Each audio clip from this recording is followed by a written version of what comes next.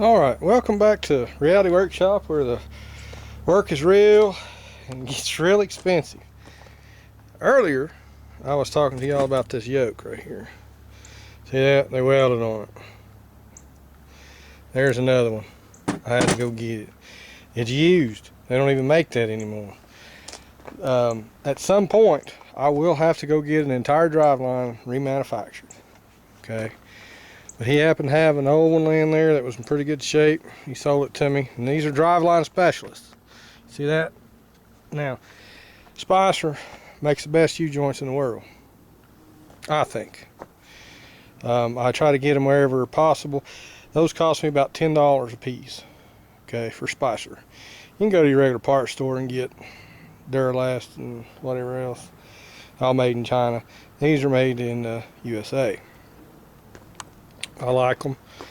They fit a little bit snugger, just a better quality all the way around.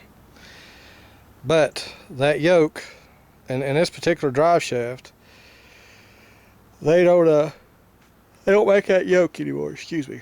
Been at this all day long. Had to run the Hickory to the driveline specialist. So at some point, I will have to take the drive shaft down there all one piece and get them to build me another one. I would like to do away with the carrier bearing, but I don't think I'm going to be able to. When I do a 700R transmission with overdrive in this truck, that's when I'll have the drive shaft rebuilt, because I'm going to have it shortened anyway. These are bad to go out anyhow, okay? I might have to replace another one in 10 years down the road. But the rubber deteriorates really kind of quickly and they give out. I'll try to find a better brand, but I hope by then I can do it something different, something totally different. But I do want to just show you that I did go get another yoke.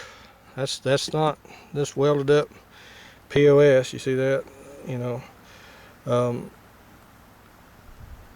if I had to buy that new, that was going to be $120 part.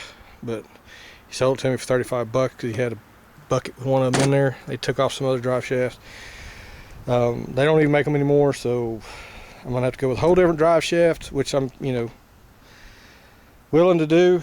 This one here is taking a beating. There's some dings in it, but no vibrations when I drove it. Not real bad. I know the carrier bearing was bad because it was making a howling noise, sounded like the rear end was going out, and that's probably another reason why I got the truck.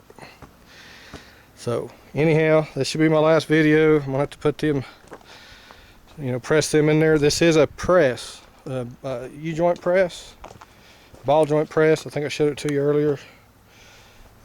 I use it's for pressing ball joints, but I also use it. It also can be used to do U-joints.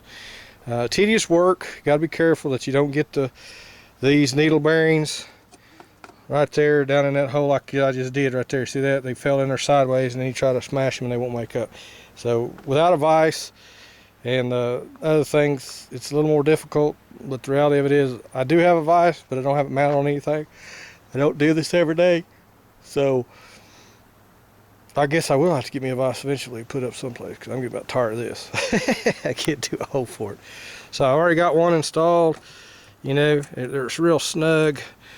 They're not supposed to be tight and smooth, but snug. But I'm just about there. Get it back in, and away I go. So anyhow, that's the reality of things. It never goes the way you plan.